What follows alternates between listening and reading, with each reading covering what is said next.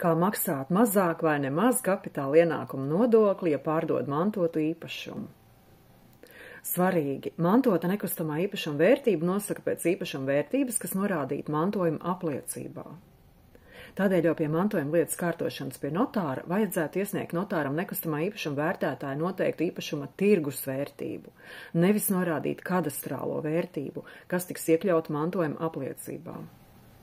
Jo lielāka īpašuma vērtība, jo mazāka veidojas starpība no īpašuma pārdošanas, attiecīgi veidojas mazāka maksājumā nodokļa summa.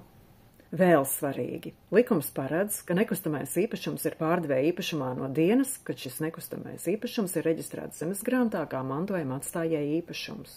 Tas nozīmē, ja pārdod, piemēram, no tēva mantotu īpašumu, tiek ņemts vērā arī periods, kad īpašums piederēja tēvam.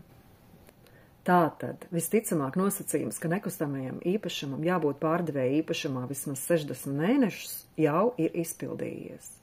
Lai kapitāla ienākuma nodoklis no īpašuma pārdošanas nebūtu jāmaksā vispār, pārdevējam nepieciešams deklarēties šajā mantotajā īpašumā uz vismaz 12 mēnešiem. Nedrīkst deklarēt kā papildus adresi.